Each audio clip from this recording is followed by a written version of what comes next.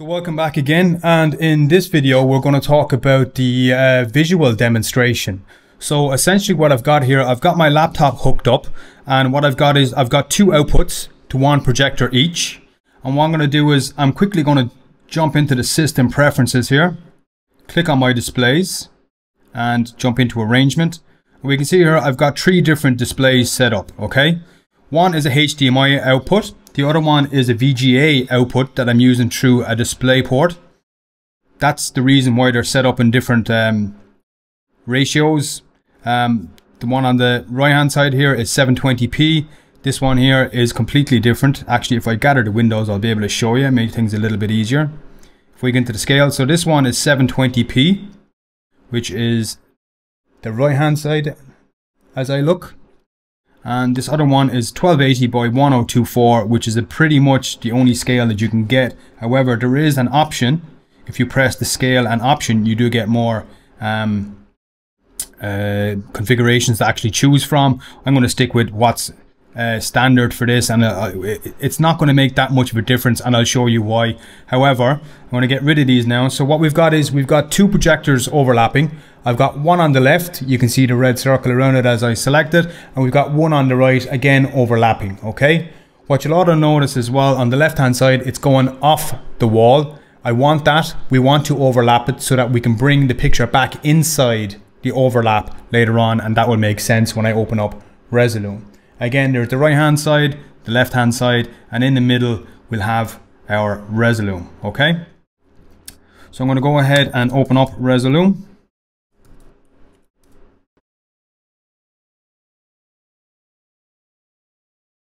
Okay, so here we have Resolume, and as you'll see, it's completely blank template at the moment, brand new, and it's running in demo mode as usual. So what we're going to do is I am going to go to output. We can see we have got three full screen or window displays here, and I'm going to jump into the advanced menu where we can set up our outputs.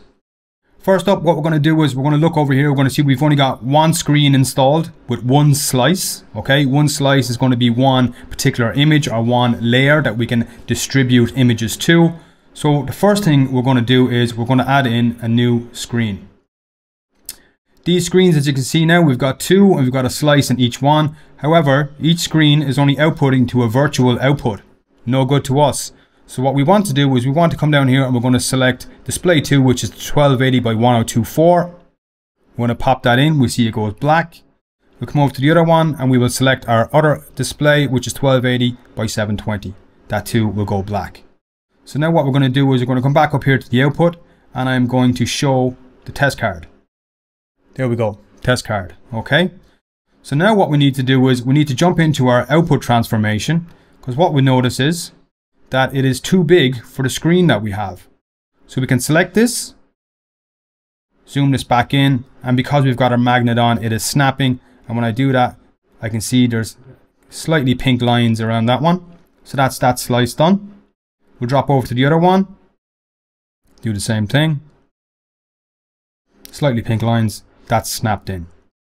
So now on the input selection, what we've got is we've got the same image on both screens, slightly overlapping in the middle. That's not what we want. What we want is we want both of them blending together. But first and foremost, what I can see is I can see the image bleeding off over my wall or my projection surface. So the first thing that we're going to do is we're going to take off the magnet. We're going to jump into our output transformation and select edit points here. What I'm going to do is I'm going to grab this corner. I'm going to drag it down somewhere around here so that I can straighten it up. I'm going to do the same for the other side. I'm going to bring it in and straighten it up. I'm going to leave a bit of a gap at the top and straighten it up with my outside wall. Do the same with the bottom corner. Straighten it up with the outside wall. And this corner, we're going to keep it some kind of straight. And a little bit of adjustment here as well. And we'll keep it relatively straight or plumb with the ceiling. Come over to the other slice. Zoom in a little bit here. And we're going to do the same thing again. Keep it straight with that one. Straighten that one up there. Not losing any of the image. And then drag these corners in. And keep that one relatively straight as well. Top corner again. I'm going to keep it relatively straight. And that's just jumped off. our test card because it's in demo mode. There, that's not looking too bad, okay? So we'll work with that for now. So now what we're going to do is we're going to jump back to our input selection, and on our first slice, I'm going to drag this back to halfway. We'll turn the magnet back on to make sure it's halfway, and there we go. The next slice, I'm going to drag it back this way. And now what we see is we have two halves of the card, and it's slightly overlapping in the middle.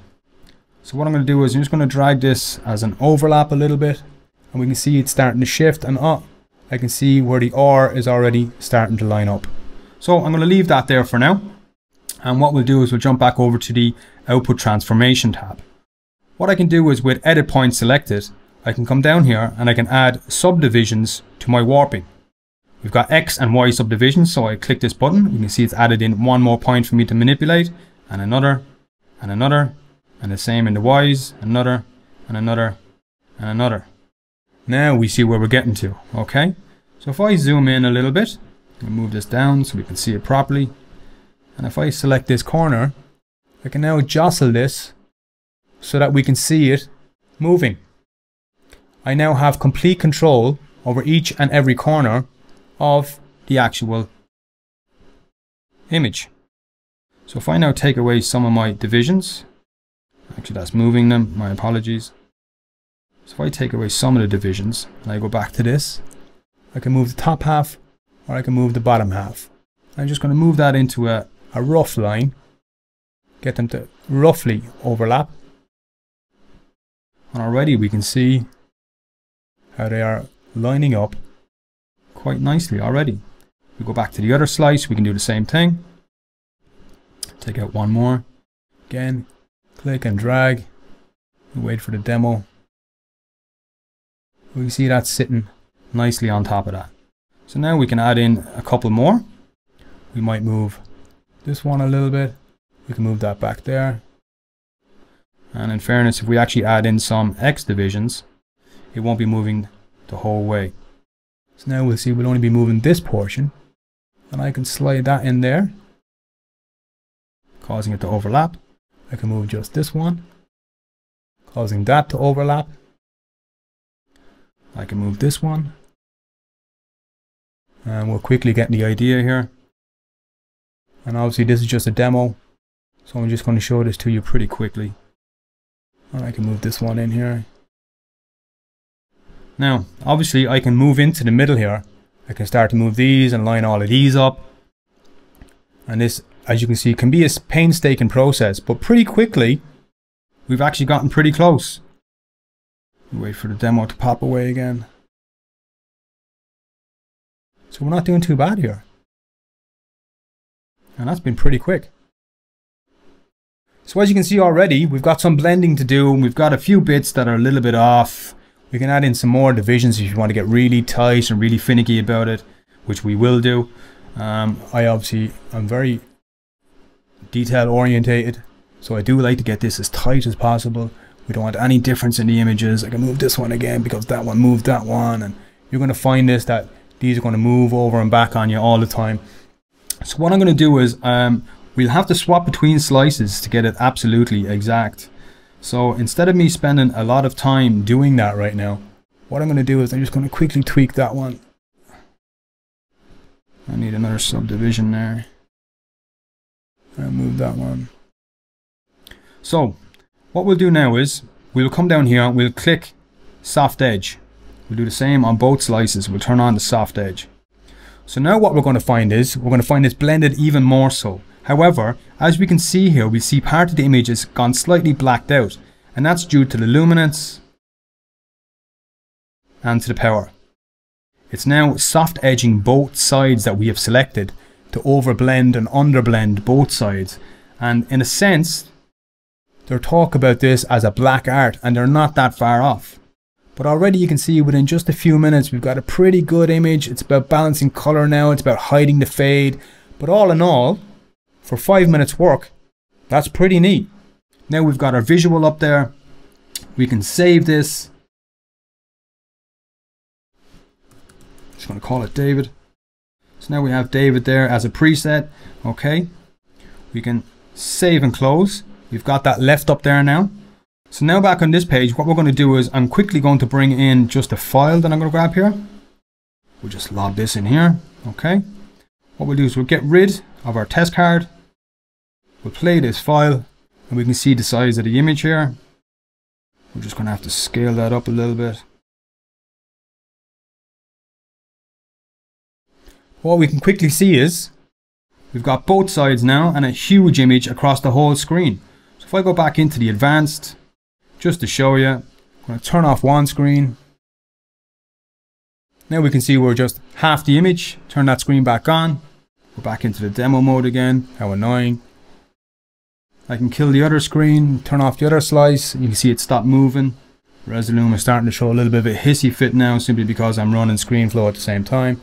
But again, that one side is turned off. We no longer see it. We turn it back on. It's back as a full image. And that's exactly how we do this. Okay. So now that's the image blended. We've got one huge screen. Again, we can go back into our advanced. If we like, we can add in another slice. And on this other slice, it's called slice 2, input selection. And we can make slice 2 even smaller of the input. We can add that into a different shape. We can add in different images into the different slices. And as you can see, it's looking a bit weird up there at the moment. We've got an output transformation. You can see that one moving as I move around the input selection for where it's going to be. It's absolutely amazing what we can do with this. Think about the fact that you're going to use multiple slices, you're going to use multiple inputs, and then we go back to the original after I kill that slice, and you can quickly see how this can become a massively amazing tool for visuals, 3D projection, image blending, multiple sources, multiple outputs. It's top class. If you can't see the fun in this, you're on the wrong course. Hope you enjoy. Hit me up for any questions. We'll see you soon.